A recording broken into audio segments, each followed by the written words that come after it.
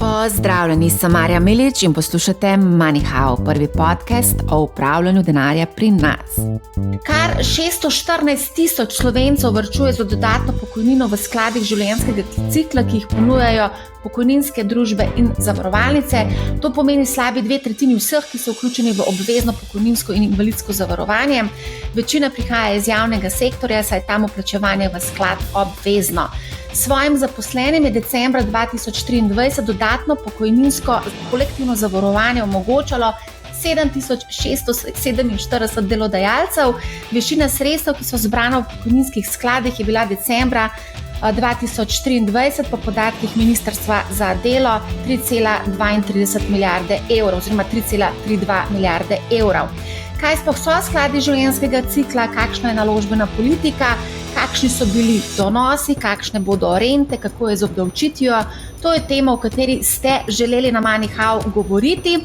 In pred mikrofonom z menoj sta danes Blaž Hribar iz pokojninske družbe A in Primož Cencelj iz Modre zavarovalnice.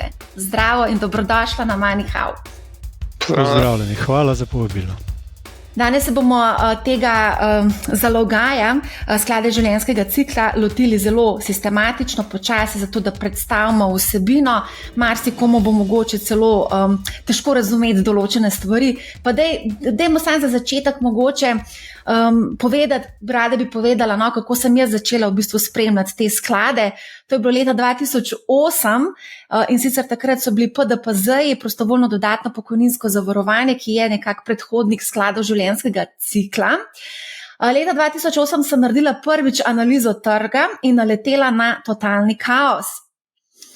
Vse skupaj pa se je začel s tem, ko mi je moja mama, ki je delala na banki, pokazala izpisek iz pokojninske družbe, ker je njen delodajalec vplačeval v kolektivno zavarovanje iz njene bruto plače, pač določen znesek za dodatno pokojnino. Prevrčevan znesek je bil relativno nizek, ampak moja mama je rekla, saj sam da je nekaj, a ne. No, v glavnem, ko sem jaz analizirala ta njen izpisek, moram priznati, da sem bila pa zelo presenečena nad vstopnimi stroški, ker je sklad zaračunaval 7% vstopne stroške na vsako vplačilo v zajamčen sklad, kjer je donosnost, kot vemo, približno na nivoju srednjeročnih ali pa dolgoročnih bančnih depozitov in le redko preseže v bistvu inflacijo. Zdaj, mogoče bo kdo rekel, da je to nemogoče, ampak še leta 2011 in 2012 je v pokojninskih načrtih pisalo, da so najvišji možni vstopni stroški v zajamčene sklade 4,5%. Skratka, mislim, da se lahko strinjamo, da je bilo to kar precej oderuško. Ne, okay, bom jaz to rekla, ampak zakonodaja se potem je bila sprejeta in so se razmere pod črto tudi kar precej uredile. 2013 je začel veljati ta prvi pokojninski zakon, ki je postavil tudi to kapico na stroške. Pa mogoče še za disclaimer, zato da bom čisto transparentna, ker jaz hočem biti z našimi poslušalci popolnoma transparentna.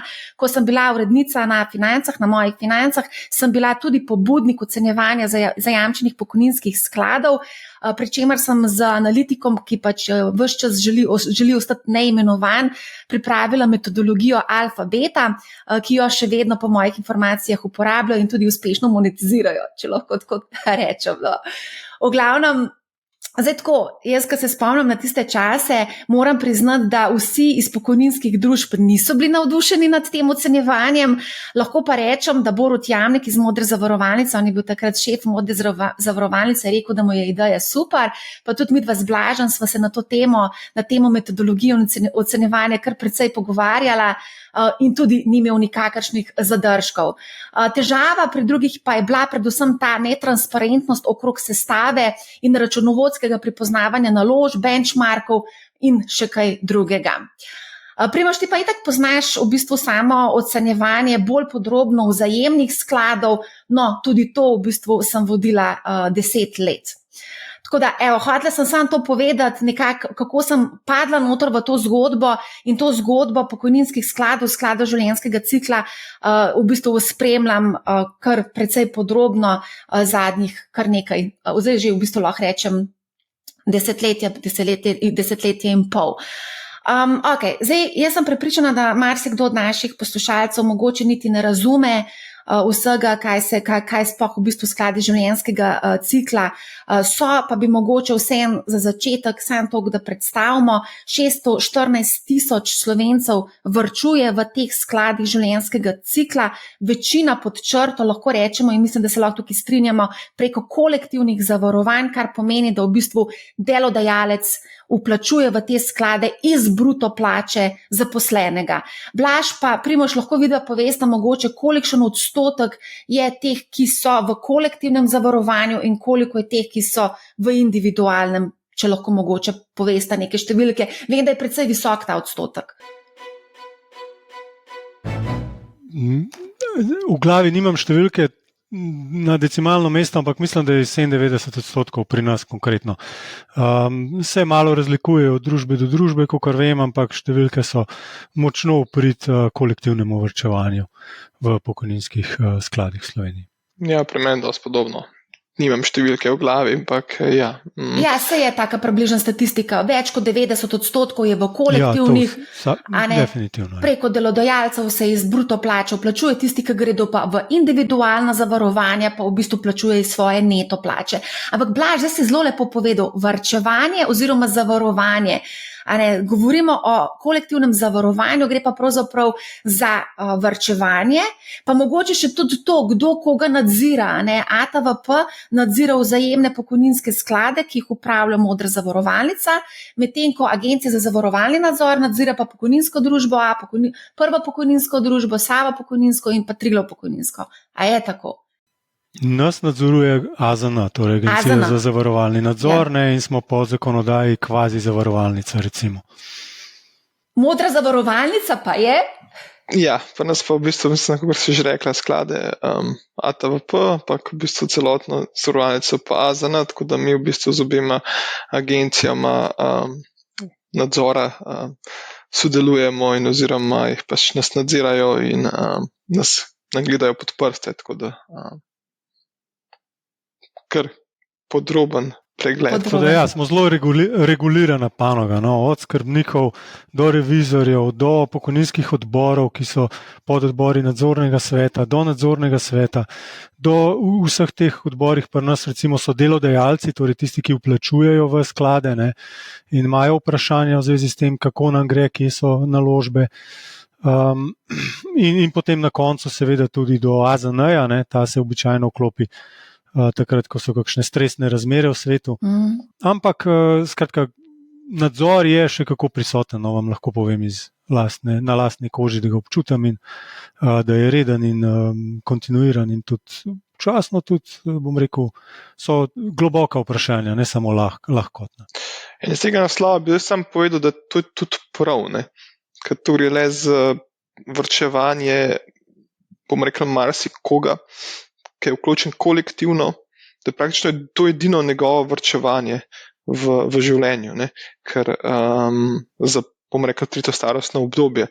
In bom rekel, biti v drugem stebru med prvim pa tretjim, kar pomeni med obveznim pokojninskim zavarovanjem pa osebnim varčevanjem, je prav, da je tukaj zelo, zelo velik nadzora in da tukaj res ne sme iti nič narobe. Je nadzor, so pa tudi jasna pravila, pa bomo tudi lepo to potem pojasnili. Recimo, kar se tiče same premije, recimo v kolektivnem tem zavarovanju oziroma varčevanju je določena tako minimalna kot maksimalna premija. Minimalna mesečna premija za leto 2024, vsako leto se namreč določi, je trenutno 31,64 evra, oziroma letno 379,63. Imamo pa tudi zgornjo mejo, se pravi, koliko lahko v bistvu vlagamo, se pravi, zgornja meja premije je pa 5,844% letne bruto plače, oziroma ne več kot 2903 evra letno, oziroma 242 evra mesečno. Je tako? Drži. Se pravi, tukaj treba še dodati, da tisti, ki se odločijo, lahko tudi sami preko individualnega oziroma lahko sami vplačujejo to iz neto plače v sklopu kolektivnega zavarovanja. A je tako? Lahko tudi iz bruto, to sem te hotel dopolniti. To, kar si ti omenila kot najvišjo premijo, to ni najvišja premija, ki jo mi ne vrnemo denarja, da se razumemo, če vplačate več na mesec ali na leto. To je višina davčne olajšave. To je najvišja davčna olajšava, ki vam jo še podeli Zakon o dohodnini oziroma država. Če vplačate več, seveda z veseljem bomo sprejeli vaš denar, potem je pa to primerljivo recimo pač varčevanju za vašo pokojnino tudi v recimo temu tretjem stebru. Ni davčne olajšave, še vedno je pa to vaš denar, vaš račun in vaša sredstva za dodatno pokojnino. Tako da v bistvu ni omejeno navzgor. To je nek, bom rekel, urbani mit, da je PDPZ omejen navzgor za višino davčne olajšave ali pa vaše plače. To absolutno ne drži. Ta urbani mit je zapisan namreč na Ministrstvu za delo, družino in gospodarstvo. Mislim, kako je zapisan. Če je zapisan kot davčna olajšava, potem drži. Če je zapisan kot najvišja premija, potem absolutno ne drži. Mislim, da je kot najvišja premija zapisano. Mislim, da sem copy-pastala direkt. Potem je napaka. Je pa res, višina davčne olajšave. Da nam še kaj povej, ker ob koncu leta v bistvu pokojninske družbe nekako pozivajo ljudi k temu, da izkoristijo, v bistvu maksimalno izkoristijo to davčno olajšavo. Da, seveda. Spomnimo jih, decembra vse nekaj malega lahko namenimo za oglaševanje in jih spomnimo običajno prek radijskih oglasov, da imajo davčno olajšavo na voljo, da je zelo smotrno, finančno smiselno oziroma neodgovorno do sebe, da tega ne izkoristijo in so povabljeni, da vplačajo. Številni, tisti, ki naredijo prvi korak. Ta prvi korak je težek. Treba je najti nas na internetu, ker ne boste nas najdeli v poslovalnicah v vsaki vasi. Morate se potruditi, mečkaniti na našo internetno stran, najdete obrazec, ga izpolniti, poslati kakšen skeniran dokument ali pa se osebno zglasiti tukaj. In to je nek, bom rekel, napor, miselni napor in časovni napor, nekaj časa to terja. Ampak še enkrat, tisti, še posebej z recimo rahlo nadpovprečnimi plačami, ki to prvič naredijo in potem dobijo nazaj dohodnino, kar je namen davčne olajšave, da vam zniža plačilo dohodnine, torej kako to opazijo, tako da naslednje leto bistveno manj dohodnine plačajo ali pa celo dobijo nazaj, če so prej bili približno poravnani. Tako da, ko enkrat to zaznajo, so navdušeni in redno vsak december se spomnejo in z veseljem vplačajo. Se potem bomo tudi govorili na drugi strani, kako so rente obdavčene, tako da vprašanje, kako je pol tukaj. Mogoče je tudi tukaj smiselno dodati, da je koncept olajšave smiselen iz tega naslova, ker bomo rekli, dobiti davčno olajšavo danes, ob tem, da povprečju, ko ljudi delamo, imamo bistveno večje dohodke, kakor potem, ko se, bomo rekli, upokojimo. In če sam dam primerjavo OECD študije, ko ugotavlja, da je upadec, bomo rekli, od zadnje plače, ko si zaposlen, pa nekje normalnem, pač nekje v povprečju, in pa prve pokojnine, in bomo rekel pokojnine, ki dobiš iz prvega stebra, tudi 65%, 60%, 55%, bomo rekel, ko se potem začne črpati ta privarčevana sredstva skozi čas, je tista polovica, ki je obdavčena z naslova, bomo rekel, donosa, ki se ustvari v času, oziroma prejemkov, ki jih dobiš iz rentnega plačila, bistveno manj obdavčena. In bomo rekel, ta časovna transformacija, ki jo omogoča država, bomo rekel, davčno in tudi nominalno zelo učinkovita za vsakega varčevalca. Se to bomo pa malo bolj podrobno šli čez te rente. Sam je treba poudariti, da je v bistvu, če gledamo, bomo rekel, parcialno, super, da dobimo nek bonus v obliki davčnega varčevanja, ampak skozi čas je na koncu varčevalc bistveno na boljšem, če uveljavlja ta bonus varčevanja. Okay. A gremo lepo počasi sistematično čez, kakšne sklade ločimo. Tukaj je pomembno povedati, da imamo zajamčene sklade, ki jamčijo, se pravi jamčijo, da bodo dosegli neko zajamčeno donosnost. Letos ta znaša 1,05% letno. To je odvisno od sklada do sklada, vsak ima mečkan drugače, pa nas je 1,3%. No. Zakaj pa pri vas 1,03? Zaradi tega, ker ste se vi sami odločili, da boste postavili tak minimum. Se pravi, vsak mora svoj minimum določiti, oziroma lahko določi. Ki je napisan v pravilih, ne? Ampak in nespremenljiv. Ampak ja, zakonodaja pa pač je določa tudi neko zajamčeno donosnost. Vi ste se odločili, da boste dali višjo to minimalno zajamčeno pri vas. Ja, tako.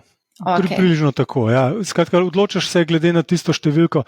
Ministrstvo za finance zračuna eno številko, ta številka je na osnovi vseh izdanih slovenskih državnih obveznic, pogledajo mesečno, kakšni so donosi za zadnje 2 leti in ni važno, dobijo eno številko.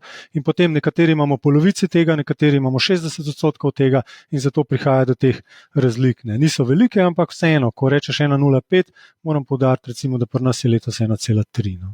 Verjetno je tudi kje drugje malo drugačno. Kako pa je pri vas, Primož? Mi jamčimo, mislim, da 0,5%. Polovico zajamčene donosnosti, kaj ministrstvo predpiše, kot je Blaž povedal. Okay. Na način izračunavanja. Kdo jamči za to donosnost in na kakšen način? Ja, to je zelo funkcija, bomo rekli, kapitala družbe v končni fazi. Zdaj, če pač sklad ne dosega te zajamčene donosnosti, v bistvu potem ta mama oziroma upravljalska inštitucija, družba, bom rekel, to mora jamčiti svojega kapitala. Kar je v bistvu zelo pomembno, ko se odločamo z dodatno pokojninsko varčevanje in če se odločimo za zajamčeno donosnost, tudi v bistvu je smiselno pogledati, kakšna je kapitalska ustreznost posamezne inštitucije. Kot en dodaten, bomo rekli, garantor, da v primeru, bomo rekli, kako je bilo leto 2022, kjer smo doživeli Armagedon na obvezniških trgih, kjer je, bomo rekli, bila donosnost podskladov, bomo rekli, tisti, ki so bolj na obveznice vezane, pač nižja. Takrat je bil nek stres test za vse nas inštitucije, kako bomo rekli, lahko tudi kakšno večji upad na trgu preživimo in takrat se je kar nekaj rezervacij oblikovali z naslova garantirane zajamčene donosnosti.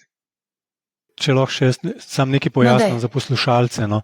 Zajamčena donosnost, jaz sem rekel 1,3%, to velja za to leto, ampak v bistvu, kar se jamči, je, da vaša vplačila skozi čas na koncu ne bojo ne samo enaka, kot ste vplačali, ampak na vsa ta vplačila se skozi čas vsako leto sproti dodaja zajamčena donosnost. Ne. In ko vi izplačate, ne sme biti vaše izplačilo nižjo, torej od vseh vaših izplačil plus teh dodatnih donosov vsako leto zraven. Ni pa tako, da če na letni ravni mi ne dosežemo recimo letos 1,3, ni težave, smo že blizu 4%, ampak če ne bi dosegli, recimo, to ne pomeni, da mi takrat doplačujemo, ampak v primeru, ko stranka gre v recimo rentni sklad oziroma ko prenese v drug sklad oziroma če bi prenesla v drugo pokojninsko družbo. Skratka, ko je izplačilo, se to pogleda in če je številka na računu višja od zajamčene vrednosti, torej vplačil plus donosov, potem je ok, če pa številka ni taka, potem pa moramo mi doplačati. Ok, nimam probleme s tem, ampak imam pa z eno drugo zadevo. In sicer, da je izredno visok odstotek vaših članov v zajamčenem skladu, zajamčeni skladi pa so primarno namenjeni tistim, ki se upokojujejo. Zdaj, starostna meja za zajamčene sklad je spet zelo različna od družbe do družbe. Koliko je pri vas? 55, 60 let starost? Pri nas je 60. 60. Smo imeli nižje, smo imeli 55, potem smo pa mislim, da 2 leti nazaj. Točno to, ja. 55, če se jaz prav spomnim, je bilo pri vas, ja. Ker to je v bistvu glede na to, da se daljša življenjska doba, mislim, relativno hitro se prestavimo mi v ta zajamčen sklad, ampak še huje, povprečna starost v teh zajamčenih skladih je bistveno nižja, recimo pri modri konkretno 48 let. 87% članov, ki varčujejo v zajamčenih skladih, je mlajših od 60 let. Na dolgi rok sta pa tudi zelo lepo povedala, vaši zajamčeni skladi ne prehitijo inflacije, vedno so pod inflacijo. To midva nisva rekla, to si Dobro, ti to sem rekla. jaz rekla, zaradi tega, ker In to ne dejansko drži. Ne pri nas, ne pri modri. Jaz bi tukaj rekel, Marja, to, s čimer se zelo ne strinjaš, ne, oziroma kad je tako problematično. Spodbujati bi bilo treba ljudi, da predstavijo se v druge sklade, ki so primerne za njihovo starost. Hočem povedati točno to, da tega problema se vsi zavedamo. Kaj pa delate na reševanju tega problema? Marsikaj, ampak hočem povedati, da... Ne, zanima me zdaj, kaj si izpostavil, da rešujete. Kot bomo rekli, večino... Jaz želim ljudi spodbuditi, da grejo v sklad, ki njihovi star. Če mi dovoliš, mečkam razloge, zakaj ne, da to je v bistvu, bomo rekli, slovenska duša je podobna, bomo rekli, slovenska duša je pač taka, ki zagovarja konzervativnost. In kakor imamo v tretjem stebru oziroma v varčevanju večino svojih premoženj zgoščenih v depozitih pri bankih ali pa na bomo rekli nepremičninah, ne, približno posebna obravnava je tudi bomo rekli temu, ko imamo pri marsikom zmožnost varčevanja v treh stebrih, da v bistvu pač vsi se hitro zadovoljijo s tem, sam da nekaj je, kot se je tvoja mama v uvodu bomo rekli, argumentirala stanje na računu, ne, kot pa da bi dejansko povedala, kaj je dobro. Ne. Zdaj, ko govorimo o kolektivnih bomo rekli, paketih, se je pogosto tudi bomo rekli, tisti, ki je vplačeval za svoje zaposlene, bomo rekli, odločil na način, jaz vam vplačujem, pa vam dam raje v konzervativno košarico oziroma v zajamčeno, sam da ne boste potem mene lovili, če bo šlo karkoli narobe na trgu. Ne.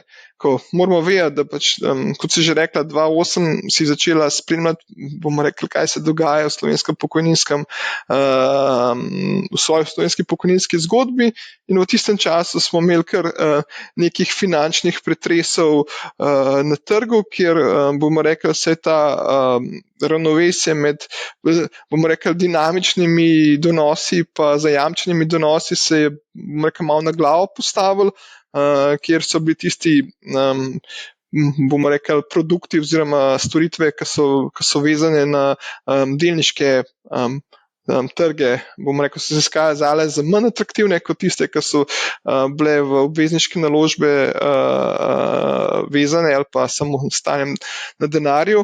In govorimo o 2007, 2008, 2009, pa potem slovenska zgodba 2010, 2011, 2012, 2013. Ampak zdaj, če pogledamo skozi presek daljšega časa, če gledamo dobro desetletje donosov v drugem pokojninskem skladu, so se ta ravnovesje zdaj nekako tako učbeniško vzpostavlja, ker se jasno vidi, da so pač, bomo rekli, ti dinamični skladi, bomo rekli, bistveno bolj donosni kot zajamčeni. Tako da, mogoče kot odgovor, zakaj, ko pa govorimo o tem, kaj delamo, da bi to spremenili, je pa to konstantno izobraževanje, konstantno komuniciranje z vsemi deležniki na tem, da prosim spodbudimo ljudi varčevanje skladno z njihovim profilom let. Hkrati pa tudi vedno razmišljamo, kaj narediti s temi leti prenosa in obstajajo številne pobude, da bi se mogoče to tudi lahko majčkeno revidirali, še posebej zdaj, ko se pač, bomo rekli, starost upokojitve podaljšuje bolj globoko proti 70, da bi se do te, bomo rekli, leta nekako prilagodila novi realnosti. Mogoče še lahko še jaz dodam na to temo, zakaj jih je toliko v zajamčenem skladu. Zdaj, dva momenta sta tukaj. Stanje drži, ampak zakaj je stanje tako, da je veliko ljudi v zajamčenem skladu? Zaradi preteklosti. Ker kot si sama rekla, od 2001, ko smo nastali, do 2016 v našem primeru, smo imeli samo zajamčeni sklad. In vse družbe, vsi, ki so varčevali, izkoriščali davčno olajšavo, so imeli polico v zajamčenem skladu. In leta 2016 oziroma 2015, ko smo se to odločali, smo imeli na izbiro dve variante. Ali prisilno vse prestavimo po letih, torej tudi tiste, za katere morda sami želijo biti v zajamčenem skladu in jih prestavimo v agresivnejše sklade, ali pa rečemo, lejte, na voljo imamo sedaj tudi dva druga sklada, vi ste sicer vsi v tem skladu, razmislite, izpolnite profil, svetujemo po letih, da greste tako, in tisti, ki izrazijo voljo, potem pač jih prestavimo in grejo v delniški in srednji sklad.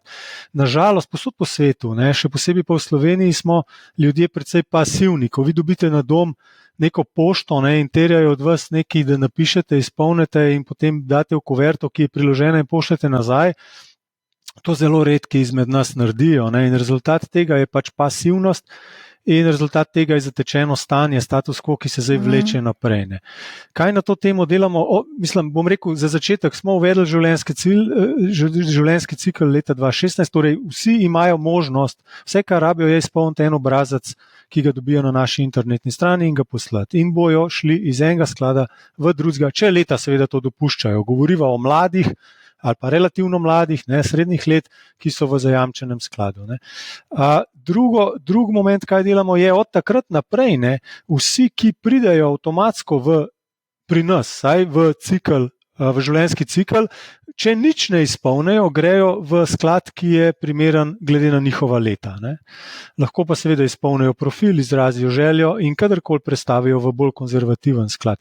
Tako da, če zdaj gledam jaz mesečno recimo zadnje premije, torej vplačila v naše sklade, je velik del v bistvu že vplačil gre v delniški sklad, ker v bistvu vsi zaposleni, ki so se zaposlili od leta 2016 naprej pri naših vplačnikih, delodajalcih, podjetjih, so šli že bolj ne avtomatsko po letih. To pa pomeni, da so trenutno pač v delniškem skladu do 50. leta. Tako da v bistvu nekje vmes je resnica. Veliko novih oziroma mlajših je že seveda skladno z leti v delniških skladih, pasivni, tisti pred 2016, pa so v našem primeru še v zajamčenem skladu, ampak iskreno ob vsakem obvestilu, ki ga dobijo konec leta, ko vidijo, kakšni so donosi in da so te razlike, se kar v bistvu vsujejo obrazci za prenos v drug sklad. Še zmeraj pa 90%, koliko sva rekla, kolektivno 90%, koliko pa je procentov v zajamčenem pri vas? Po številu ti težko rečem, po sredstvih ti pa lahko povem. 340 milijonov imamo v zajamčenem skladu, 70 milijonov imamo pa trenutno v delniškem skladu, pa 40 milijonov v srednjem, torej 110 proti 340 trenutno v denarju. V številu po glavah pa verjeten nekaj, pa manj verjeten, torej. Zdaj smo povedali, imamo zajamčeni sklad, ki je primeren za tiste, ki se upokojujejo, potem imamo uravnoteženi sklad, starostna meja je tukaj kakšna? Pri nas je 50 let. Pri nas je 50 pa 60, okroglo, 50 do 60. Simpel si zapomniti. Ko ste do 50. leta ste v delniškem, v naslednjih 3 letih enkrat vas prestavimo v srednjega in potem ste do 60. oziroma do 63.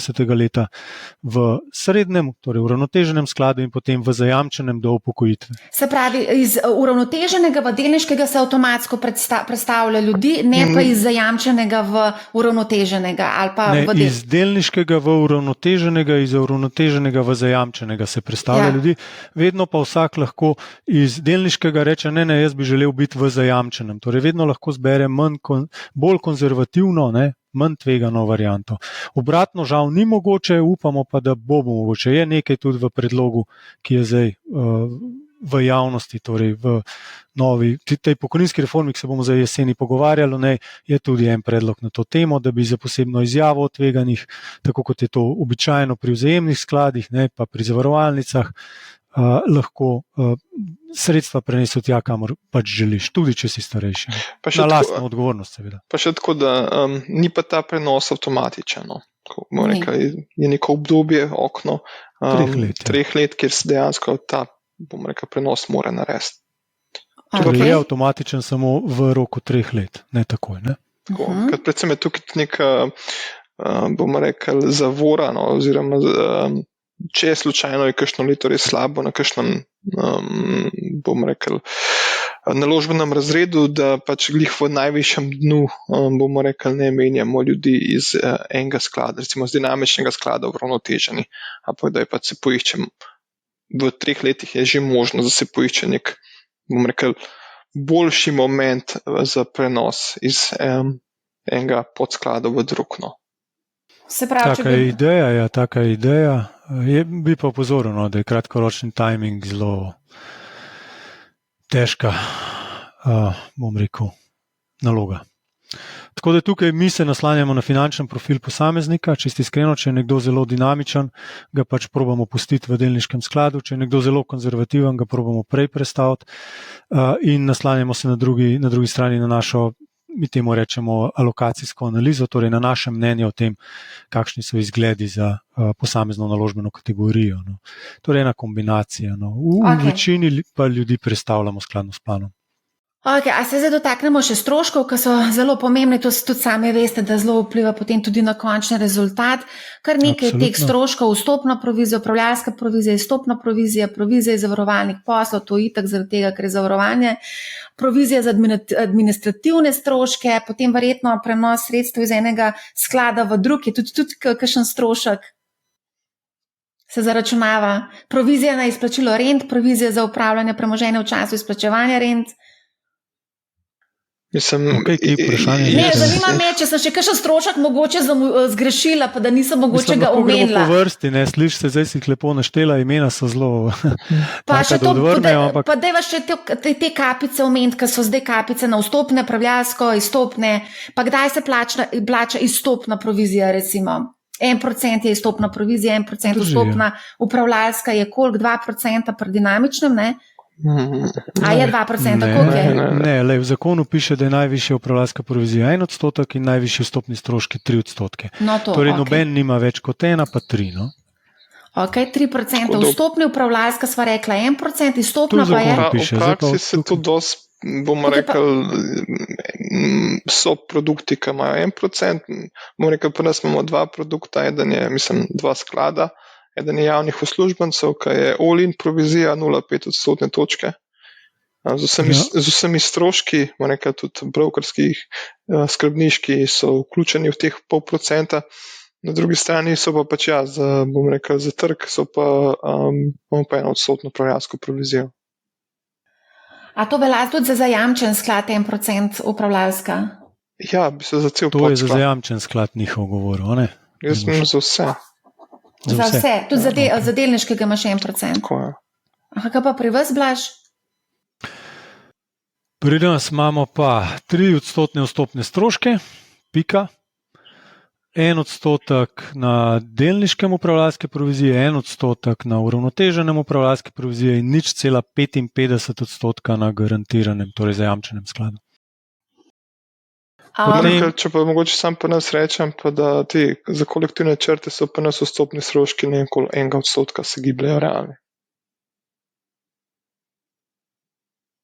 Potem imamo pa še izstopne stroške, ne? Vstopni je 1%, kolikor izplačate denar, je 1%, če greste na drugo družbo ali pa skratka, če izplačate 1%. Ja.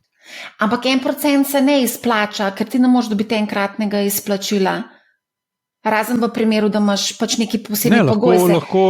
Lahko menjate službo, pa greste v javno upravo recimo in potem boste od mene prestavili k Primožu. Lahko, če želite. V tem primeru bomo obračunali 1% izstopnih stroškov. Izstopni stroški se pa potem tudi obračunajo, ko se sklepa pogodba za izplačilo rente. Ne? Se pravi, se izplača, če tudi potem v bistvu ostane vse pri vas. A je tako ali ni tako? Ne, tam je pa 2% v bistvu vstopni strošek v rento. Ok.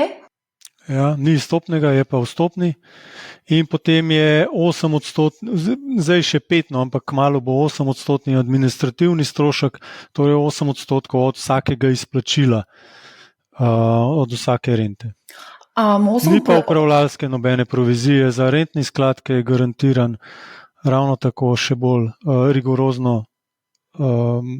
Tam je pa tako, da na mesečni ravni, če ne dosežemo pozitivnega donosa, torej tistega, ki je tehnična obrestna mera, ki jo določa AZN, to je 0,5% trenutno. Skratka, če na mesečni ravni tega ne dosegam, moram vplačati iz družbe dejansko denar v rentni sklad, torej ta je najbolj rigorozen z vidika garancije. Ok, te vstopni stroški so kar precej visoki, a se vam zdi, da so visoki 3%? Ne tako sprašujem v primerjavi z vzajemnimi skladi, v primerjavi z ETF-i in recimo tudi nekimi konzervativnimi drugimi naložbami. Sprašujem za mnenje, ne vem, 3% se mi zdi, da je kar... Ne, se mi ne zdijo. Ne, če ne. Mislim, razmišljamo o tem, da bi znižali, ampak to je funkcija tega, kako velik si, ne? Kaj moraš iz tega plačati, kdo vse za to dela oziroma od tega živi. In na koncu, če pogledava primerjavo, dajmo narediti primerjavo. Jaz sem včasih delal na NLB skladih, Primož je tudi delal na eni družbi za upravljanje. Kakšne pa so tam upravljalske? Kakšni pa so tam vstopni stroški? Ja, se o tem sprašujem. Boš povedala na glas? Boš povedala na glas? Bom povedala, ja. Tudi 3% zaračunajo za vzajemne sklade, za vstop pa do 2% imaš, odvisno za kjer sklad upravljaš, oziroma delniški ima lahko tudi 2,5 lahko, ne? Če skleneš nek varčevalni načrt, ti ne zaračunajo nekih izstopnih stroškov oziroma vstopnih stroškov. Drži, ampak tam so provizije na delniških skladih okrog 2%, od 2 do 2,5%. Na uravnoteženih so, recimo 1,5, 1,75, na obvezniških, kot je neki primerljivega, recimo čez prst. Za zajamčenim je pa 1% ali pa 0,9, recimo neka normalna številka v Sloveniji. Tako da v bistvu smo mi pol cenejši, bom tako rekel, kot vzajemni skladi. Kar se tiče pa vstopnih stroškov, smo pa primerljivi. Tako da No, ampak se pa če če gledava, pa kdo nas posluša, pa kakšni so naši poslušalci, pa tudi zelo dobro poznajo ETF-e, tudi sam si o ETF-ih govoril, tako da verjetno tudi potem malo tle gledajo, a veš, te primerjave. Zdaj, še dodatna stvar, ki je relevantna v tem našem zajamčenem svetu, je v bistvu ta garancija. In to je neka, bomo rekli, zelo pomembna stvar, ki pa, če gledamo pretekle donose, pa vidimo same lepe številke, je čisto irelevantna. In bomo rekli, so vsi stroški lahko samo stroški. Da pa bomo rekli, v momentih, ki so malo manj lepi, in pa enkrat ta garancija postane relevantna, in v bistvu, da je nekdo, ki je pripravljen garantirati, bomo rekli, v dobrih in slabih časih, in da so lastniki pripravljeni to kapitala vezati v ta posel, zato da bodo imeli lahko ljudje skozi, bomo rekli, desetletja in desetletja svoje prihranke, je pa, bomo rekli, pa ni nujno, da so ti stroški tako visoki. Ampak vem, da je težko enemu mlademu človeku, ki je 20 let star, ki vidi, bom rekel, en video, ki je zrasla 140% v 9 mesecih, 10 mesecih od začetka leta, bom rekel, zelo težko razlagati o tem, da mogoče lahko pride tudi desetletje, ko bo situacija bistveno različna, pa bomo rekel, vsi mi, ki smo doživeli leto 2008-2009, kjer so bili donosi, bom rekel, nič nenormalno, če ni bilo minus 70 do minus 95 na delniških trgih, kjer bomo rekel, je bilo to, da so borzni indeksi pali po 5-7%, nekaj vsakdanjega na Bloombergu, in bomo rekel, ta garancija je v bistvu nekaj, ki je relevantno, in bom rekel, varčevanje, vsaj osebno varčevanje, je fajn, da je sestavljen iz več različnih, bomo rekel, delov, in bomo rekel, jaz bi rekel, da včasih smo si sami sebi največji sovražniki, in bom rekel, včasih je imeti fajn en denar tudi na strani, ki čaka na tretje starostno obdobje, brez tega, da nas mamijo na eni strani super do profitabilne naložbe, ki so lahko super profitabilne, pa super, če so, lahko pa, bom rekel, so tudi vse drugo kot to, ali pa, bom rekel, močnejši, lepši avtomobili, ali pa lepša in daljša potovanja. In hkrati, če tudi mi na kakšnih naložbenih razredih kdaj v življenju nasedemo, ne, da je potem, ko pridemo v tistih letu 65, 63, 67, da še zmeraj je neki, ki nam daje neko socialno varnost. Ne. Kot sem že omenil, padca med zadnjo plačo in pa prvo pokojnino je tako, ta vrzel je tako velika, da bomo rekli, je smiselno narediti vse, kar je v naši moči, da je naslovimo, da potem da ni prevelik šok, ko gremo. In tukaj ta drugi steber omogoča en del naslavljanja te vrzeli. In hvala Bogu, da imamo ta sklad življenjskega cikla, kjer lahko vsaj malo, bom rekel, za večino ali pa za en velik del populacije, ki je v drugem stebru, je praktično edini stik z kapitalskimi trgi, nažalost. Mogoče, jaz popolnoma razumem, kaj govoriš, ampak pa na drugi strani so pa tudi neke omejitve. Okay, zdaj smo našteli res cel kup nekih stroškov, ki so po mojem mnenju kar visoki, 8% administrativni stroški, to je kar visoka zadeva, 3% vstopni stroški za kakšen zajamčen sklad, ampak pa so pa na drugi strani tudi druge omejitve, recimo, ko ti vstopiš v to zavarovanje, dejansko moraš počakati do upokojitve, ne moreš denarja ven vzeti. Enkratnih izplačil ni, od leta 2013 ta izplačila niso več možno, enkratna izplačila, razen, če ne presegajo sredstva 6172 evrov, recimo. Okay. Zaklenen si noter in čist nič ne moreš narediti, ne? Recimo, nisi zadovoljen z upravljalcem, edina stvar je, da lahko preneseš k drugemu upravljalcu, kar te stane 1% izstopni stroški. Ja, ampak le še ena pomembna stvar, da sta dva različna vidika. Eno je ti tvoj zaposlovalec plačuje. Samo o tem govorimo. Drugo je pa, če govorimo v individualnem vplačevanju. Ne govorimo o tem. No, v tem kontekstu, kako je zate to breme, je zame to bonus, je zame to stvar, ki bomo rekli je. In je veliko kapitala in veliko energije naloženega v to, da tam je. Ker v bistvu cilj pokojninskega varčevanja ni to, da greš lahko letos polet na daljši izlet. Cilj pokojninskega sklada je in bi mogel biti, je to, da ko priješ do konca, bomo rekli, delovnega aktivnega obdobja, da tam so sredstva in da ta pokojninska vrzel je manjša, kot bi bila sicer. Ja, se strinjam s tabo, ker smo imeli takrat leta 2013, jaz sem to pokrivala in sem preverjala pri pokojninskih družbah, koliko ljudi si je dejansko, ker takrat je bilo še možno izplačati si pač privarčevane zneske. Pa lahko povem, zakaj so tudi porabili ta denar, ker so tudi povedali nekateri za razne počitnice. En ve, da je celo najel helikopter, da je šel malo leteti po Sloveniji, za res take bizarne zgodbe. Ampak ja, njihov denar, njihova odločitev, a ne? Povej, Blaž, ker vidim, da že čakaš dolgo časa na besedo. Ne, hotel sem reči, da še vedno lahko izplačaš tisto, kar si vplačala pred 2012. Lahko. Pred spremembo zakonodaje, tista sredstva so pri nas ločena, torej ta sredstva do 2012 so še vedno tam. In še vedno tisti, ki jo niso izplačali, lahko izplačajo. Delež tega, da delam reklamo, samo ni čist res, ne. Poenostavljeno malce je, da ne moš nič dvigati. Lahko dvigneš tisto, tako kot so stali do takrat. Ja. Od takrat naprej se pravila spremenila za kolektivne vplačnike in je treba počakati na upokojitev. Ob upokojitvi pa imate več možnosti.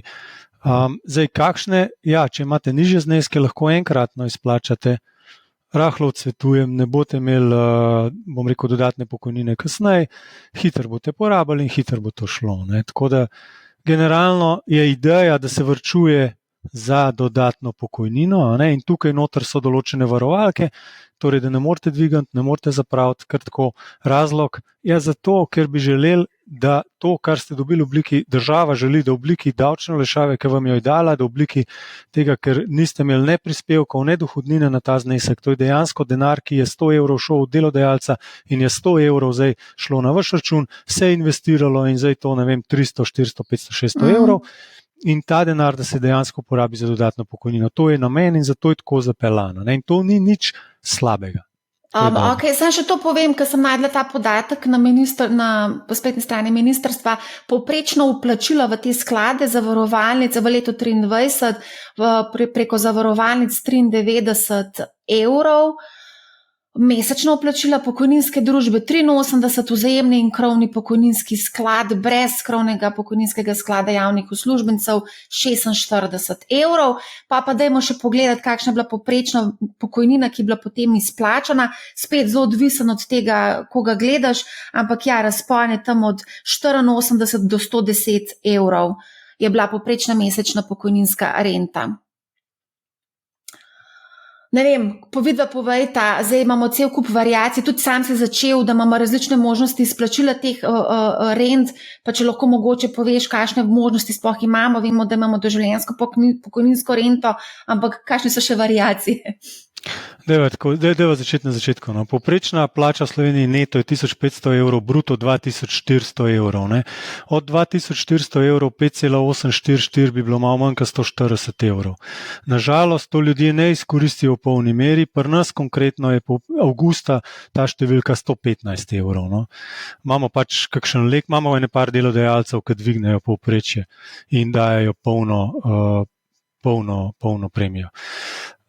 Tako da v teh 115 evrov pri nas se bo nekaj nabralo. Zdaj, koliko se bo nabralo od tam mladih, ki bodo šli 40 let varčevali pri nas v življenjskem ciklu, kot je danes zamišljen in vzeli rento, kot je danes zamišljena, ja, številka bo verjetno ne 5 do 6 krat višja, pa zdaj vem, boš rekla inflacija, pa tako naprej, dajva še inflacijo stran, pa je ta številka 3 do 4 krat višja. Ne? Torej, 100 evrov, 400 evrov, tako nekako je nek osnoven scenarij glede na naše benchmarke, stroške in zgodovino donosov naložbenih kategorij, kamor mi nalagamo. Torej, iz 100 evrov, 300, 400 v realnem smislu upoštevajo inflacijo. Okay, to je prvo, torej ne bo nič, ne bo 80 evrov, bo veliko več čez čas. Zakaj so zdaj številke nizke?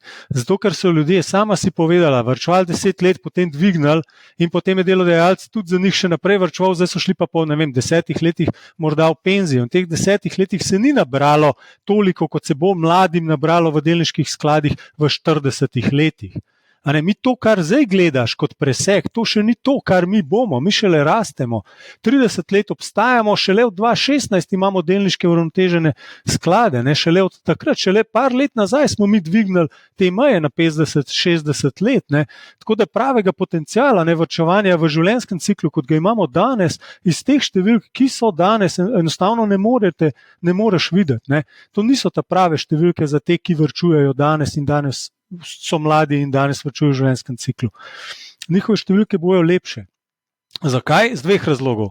Ker bojo dlje v delniškem skladu in bojo višji donosi, ker je pač bolj tvegan na dolgi rok višji donos, in ker bodo 40 let varčevali, ne samo 10 pa vse dvignem, pa še 10 pa gremo v penzijo. Ne? Tako da te številke bojo prave, no, bojo spremenile, bojo dodale k življenjskemu standardu tistih, ki se danes vključujejo pod produktih, ki jih imamo danes. Okay, ampak te rente bodo tudi obdavčene oziroma so obdavčene. Nažalost, sorry Primož, sam še tole skočim v besedo. Da pa ne. Razlog je nasleden. Ja, renta, če boste brali zakon o dohodnini, piše, da polovica rente je predmet dohodnine. To pa pomeni zdaj, vi boste imeli recimo, ne vem, dajmo enostavne številke, 1000 evrov. Če boste imeli 1000 evrov plače, recimo, da imate, boste imeli približno, ne vem, 600 evrov pokojnine čez prst. Lahko 2000, 1200, se vse. Ja, v bistvu je še mečkam večje ta vrzel, polka gremo večja vrzel. Večja je, tako. Nadpovprečne plače tudi slučajno ne dosegajo teh 60%. Ne? Ja. In potem pridemo do tega, da je precejšna To vrzel boste dopolnili z dodatno pokojnino, ja.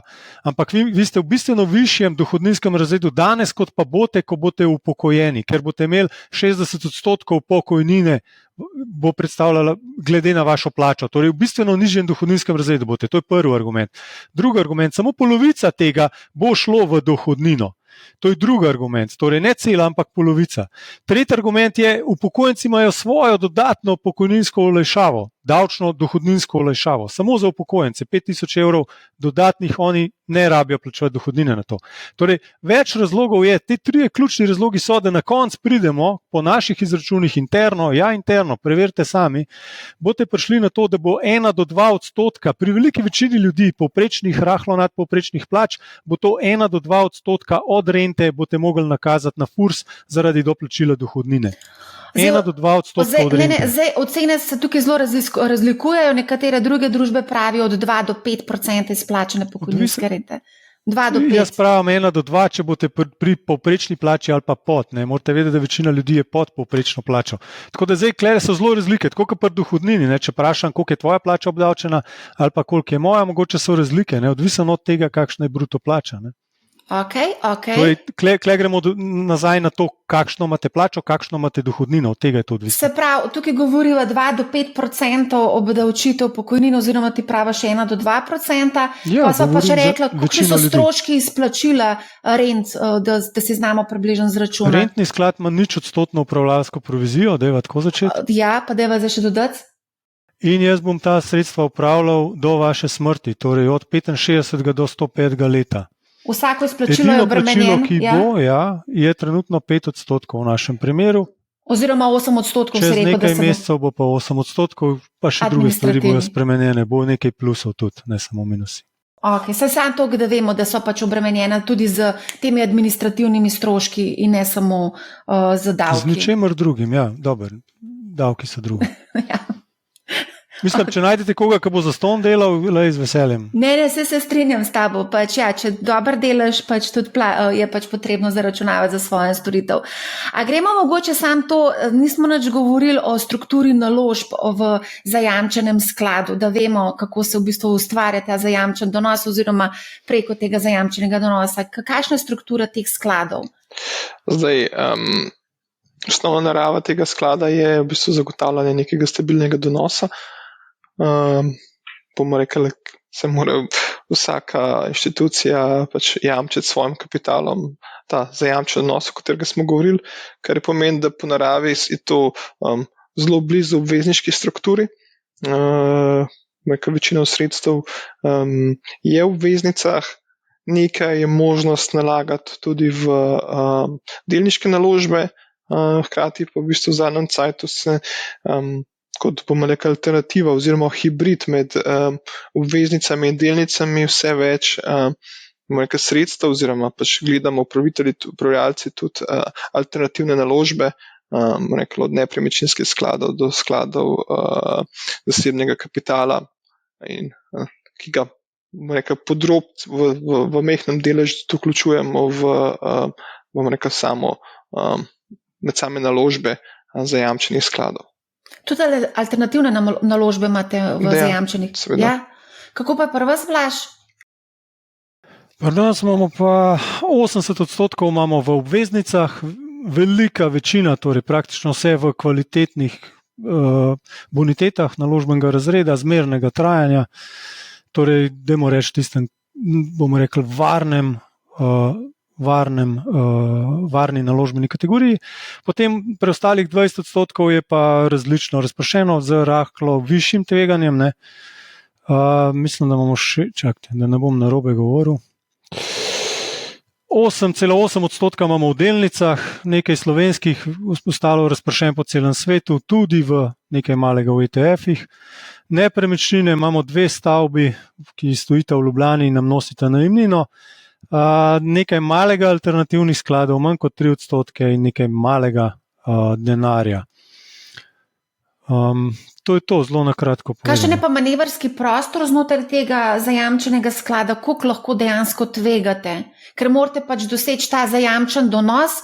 Zdaj videli smo leto 2022 je bil kar slab, oziroma je bilo težko doseči ta zajamčen donos, pa je bil 0,03% na letni ravni določen strani. Nemogoče je bilo doseči zajamčen donos, noben ga ni dosegel. Noben ga ni dosegel, točno. Ja, zato, ker je državna slovenska obveznica izgubila 25% vrednosti tisto leto, 10-letna recimo, kratkoročno malo manj. Tako da to je bilo res ekstremno katastrofalno leto za obveznice, tako da to ni, bom rekel, reprezentativno leto za naše naložbe. Kar pa se tiče... Rekel si, da imate 80% o obveznicah, se pravi, kakšna je naložbena politika, koliko imaš ti prostora tukaj, da tvegaš z določenim, delom? Veliko imam prostora, bolj je problema, imam apetit za tveganje. Ne, nimam ga, ker moram garantirati. In če ne garantiram, če pride leto 2022 in če preveč tvegam, potem propadem, izgubim službo in družba ima resne, bom rekel, eksistenčne težave za iskanjem svežega kapitala. To se je leta 2022 deloma že zgodilo. Ne nam, kakšnemu konkurentu pa. In so potrebovali rahlo kapitalsko injekcijo. Tako da tukaj je bolj ne toliko problem, bom rekel, kaj mi lahko, ampak kaj mi smemo in želimo. Tako da lahko tvegamo, ampak absolutno ne želimo tvegati, ker je to garantiran sklad, zajamčen sklad in kontakt pač mora biti stabilen, konzervativen in na dolgi rok pač vzdržan. In ko to daš skupaj v eno enačbo, pač dobiš konzervativne naložbe. Prve na tem mestu so pač kvalitetne obveznice zmernih trajanj, potem pa lahko greš naprej na druge naložbene kategorije, ki se jih pa mi bolj, bom rekel, oportuno poslužujemo. Torej, takrat, ko analitsko gledano ocenimo, da je nek naložbeni razred zanimiv, z dolgoročnega donosa relativno na percepcijo, saj našo oceno tveganja, takrat se ga, bom rekel, poslužujemo. Ko je obratno, seveda se ga izogibamo. Tako da tukaj se pa zdaj lahko pogovarjamo, kaj je v današnjih časih zanimivo ali pa manj zanimivo, ali pa lahko pogledamo zgodovinsko, kaj smo počeli na teh naložbenih kategorijah in zakaj. Potem je pa tukaj mogoče še dodatno, je pa pač tudi ta korelacijski učinek med različnimi naložbenimi razredi, kjer pač dodaja v sam, bom rekel, tveganju prilagojen donos, kar pomeni, da po definiciji bi si mislil, da je za zajamčen donos najboljš denar na računu, Če dobiš obrestno mero več, kaj je zajamčeno, bi bil bolj ali manj delo končano, ampak skozi dolgi rok, bomo rekli, je lahko kombinacija med nekaj delniškimi naložbami in pa obvezniškimi naložbami, začinjanja z malo alternativnimi naložbami, lahko ob isti enoti tveganja doda bistveno višji donos. In to je kar nekaj mi potem na dnevni, tedenski, mesečni, kvartalni, pa letni ravni presojamo, koliko česa si želimo imeti v portfelju, da maksimiziramo donosnost ob tveganju, ki ga je v bistvu inštitucija pripravljena sprejeti. Ja, mogoče na temo korelacije oziroma ne korelacije pa razpršenosti, absolutno tudi mi imamo zelo razpršen portfelj na zajamčenem skladu, tako da iščemo vse dobrobiti, probamo vse te zastonj kosila, ki jih razpršenost edina nudi, probamo zbrati in dati v sklad, ampak to je pač konec koncev vseeno omejeno, še posebej je omejeno, ko pride do zunanjih sistematičnih šokov, takrat pač zgine likvidnost oziroma ostane res na kakšnih kvalitetnih obveznicah. Kaj pa je recimo benchmark? Benchmark pri zajamčenem je v bistvu ta minimalna zajamčena donosnost, ki jo določi ministrstvo, ali kako? Strogo gledano, ja. Strogo gledano. Tudi pri vas, Primož? Ja, definitivno. Zdaj pa vedno imamo pa neke... Prvi najpomembnejši benchmark je seveda to, moramo reči, da ni. Bomo rekli, imamo pa neke, bomo rekli, notranje usmeritve, kjer pač spremljamo na eni strani za obvezniške trge globalno razprašene, trge, pač mi ne gledamo tukaj samo M7 kot edini delniški benchmark. Za vse tiste poslušalce, M7 je ta Magnificent 7 tehnološka podjetja, kjer so vsa jajca v eni košari, ampak pač gledamo globalne razpršene delnice. Zdaj pri obveznicah gledamo mečkam bolj lokalno, pa lokalno mislim kot evro, kjer so v bistvu pač prvovrstne obveznice evrskih izdajateljev kot neko gledišče, kot naš domači trg. Pa denar, ki je na računu. Lahko mogoče sam spregovorimo malo o prepoznavanju naložb in pa izračunavanju donosnosti. Zdaj pač te donosnosti pač konstantno mediji zbirajo in tudi objavljajo, ampak kako pa se dejansko prepoznavajo te naložbe? Glede na klasifikacijo naložb se lahko ista naložba, recimo obveznica, ki je na voljo za prodajo ali pa trgovanje, prepozna po tržni vrednosti oziroma pošteni vrednosti ali pa po nabavni vrednosti, če se drži do dospetja. A lahko mogoče kaj več povesta o tem? Lahko. Ja. Zdaj, načeloma pač računovodski tretma te zanima. Ja, v bistvu ker je to zelo pomembno. Drži. Dajte malo povedati, kako se to prepoznava. V bistvu pač to se upravitelj odloči pri pridobitvi papirja, na kakšen način se bo pač sam papir poknjižil, in glede na to, da je, bomo rekli, zajamčena donosnost, v bistvu glavni vodilo, ki ga ima upravitelj posameznih skladov. Na drugi strani pa je vsak papir lahko izpostavljen volatilnosti trga, in vsak, po mojem, ponudnik pokojninskega varčevanja približno ve, kakšne bodo obveznosti v prihodnosti iz naslova sklada. Lahko naredi, delamo neko presojo, koliko premoženja je smiselno, bomo rekli, držati do dospetja, koliko premoženja pa ga se želimo izpostaviti trgu, tako da v bistvu je z vidika varnosti varčevalca to optimalna izbira. Zdaj, bomo rekli, da ne bojo poslušalci narobe razumeli, da je to neka taka, bomo rekli, oportunitetna odločitev, ko mi govorimo v nakupu posameznega papirja, recimo neke obveznice. Imamo mi zelo striktna merila, kaj gre lahko v portfelje posameznega sklada. In mi, ko pač neko obveznico ali izpostavimo tržnemu vrednotenju ali pa vrednotenju dospetja, bomo rekli, kar krepko pogledamo v kreditno sposobnost posameznega izdajatelja in se, bomo rekli, zelo preudarno lotujemo, bomo rekli, katere papirji končajo v portfelju in za katere, bomo rekli, nimamo interesa.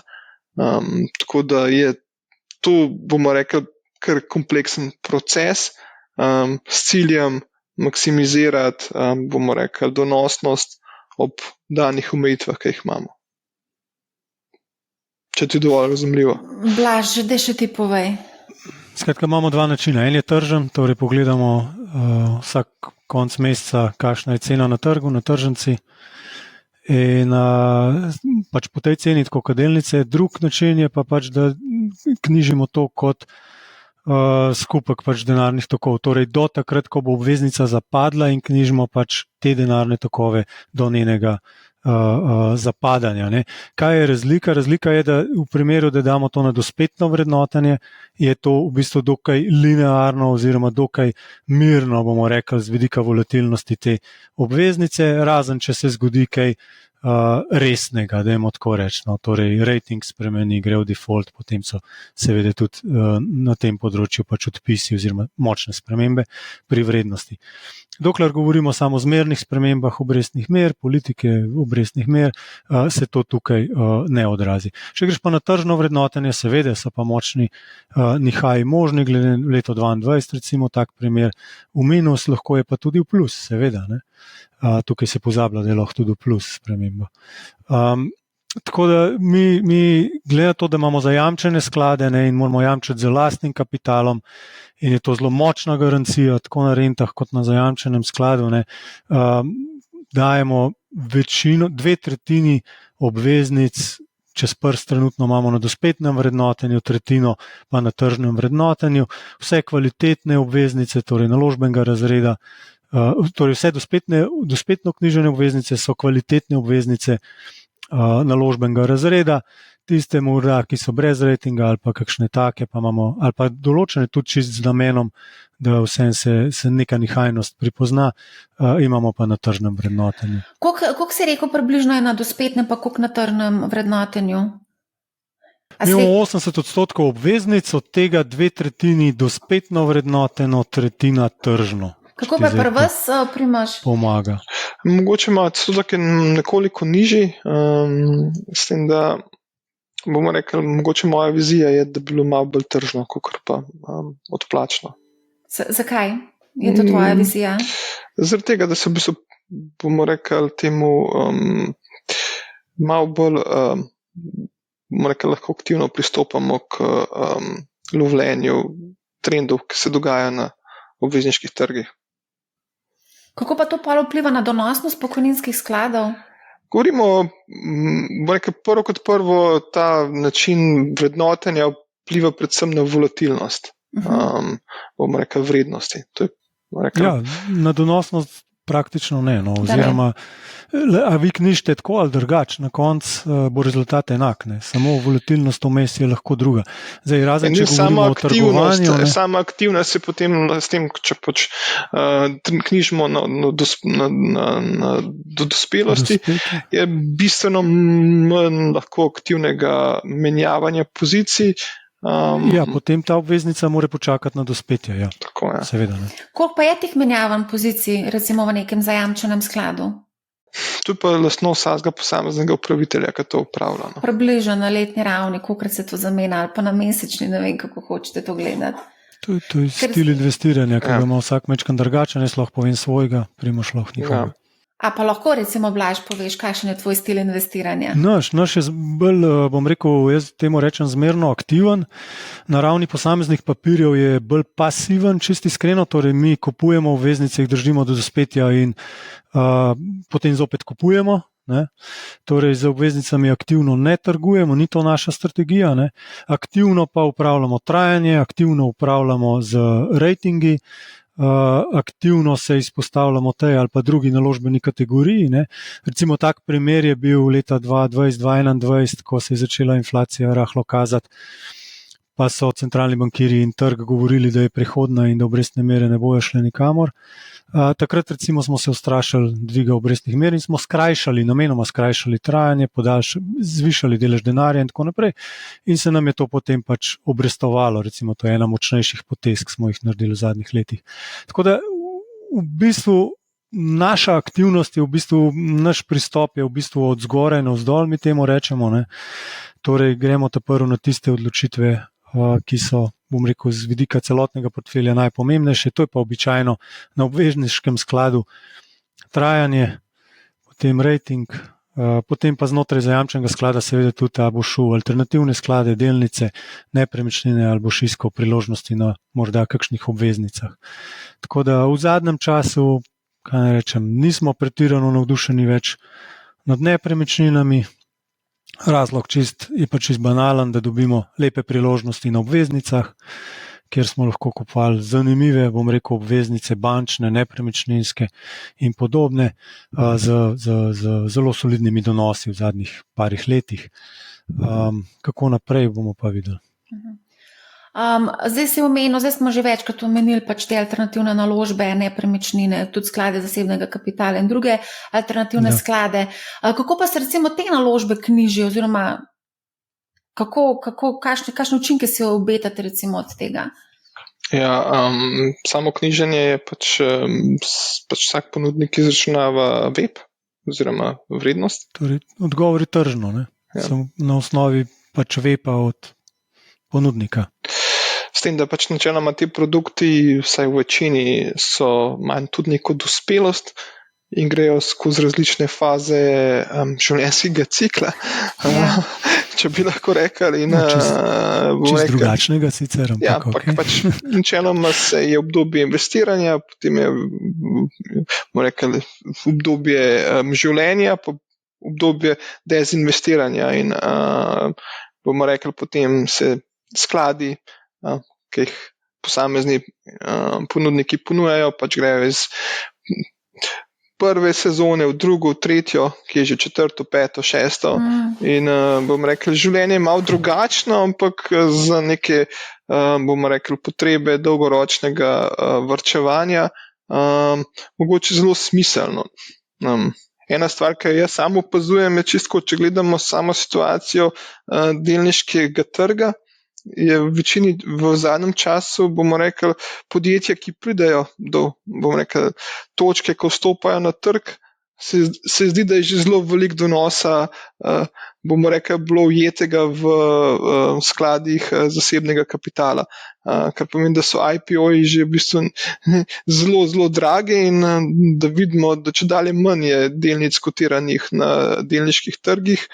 In da v bistvu, bomo rekli, tega delniškega donosa, ki je mogoče bilo prisotno v preteklosti, da ga ni več toliko na samem delniškem trgu, ampak da je treba že poiskati kakšne zanimive zgodbe tudi v enem nivoju nižji in bomo rekli, z velika tveganja prilagojenega donosa so mogoče, bomo rekli, te alternativne naložbe in načini, ko mogoče, bomo rekli, bolj ali pa više tveganju prilagojeno donosnost na enoto tveganja. In za tega to mi aktivno gledamo že praktično od leta 2013-2014 naprej in bomo rekli, si prizadevamo, da bi tudi ta delež alternativnih naložb, kot dovoljenih naložb v pokojninskih skladih dvignali z nekih 5% na neko normalno mejo 10%.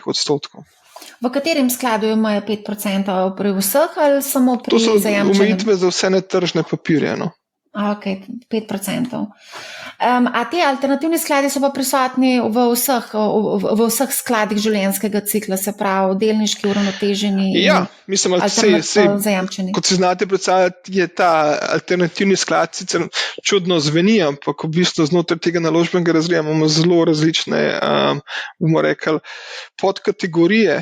Bomo rekli, lahko rečemo, kakšni nepremičninski skladi so včasih bolj podobni obveznici, kot pa čemorkoli drugmu. Na drugi strani imamo pa lahko startup capital, ki je pa v bistvu, bomo rekli, skoraj je tveganje uspešnosti teh idej, ki se financirajo, lahko zelo uspešna, lahko pa tudi zelo neuspešna. Tako da v bistvu je cel razpon različnih, bomo rekli, podproduktov in mi tudi malo prilagajamo, bomo rekli, kaj nas zanima glede na samo tveganostno naravo podsklada in bomo rekli, bomo v zajamčenih iskali v alternativni kategoriji tiste produkte, ki so malo bolj predvidljivi, pa ki imajo stabilne denarne tokove. Na drugi strani v dinamičnem podskladu bi si pa tudi lahko dovolili iskati malo bolj prožne, malo bolj donosne strategije o poznanem tveganju. Ok.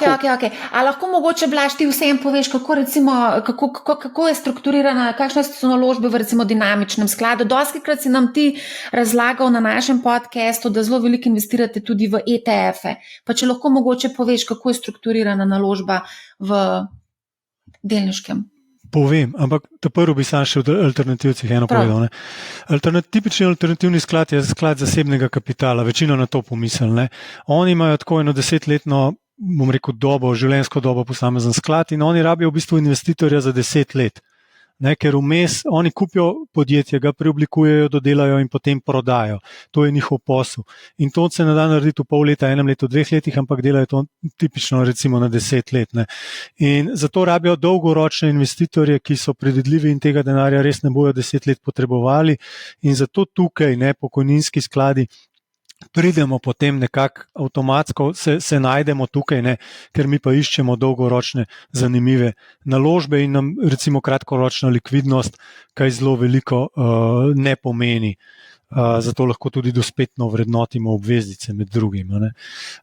Tako da tukaj je ena taka, zakaj alternativni skladi so nekaj, kar verjetno bo skozi čas vedno bolj nekako prisotno pri pokojninskih skladih. So tudi minusi, so plusi, ampak to je glaven, bom rekel, nekje poanta, zakaj pašemo skupaj. Ker investitorjev, ki za 10 let lahko znatne zneske dajajo v, bom rekel, tvegane naložbe, kar to so, ne, torej to so večinoma manjša podjetja v fazi preoblikovanja z dodelavo in tako naprej, je relativno malo. Ne. In potem so tudi donosi, bom rekel, na takem poslovnem modelu lahko zanimivi.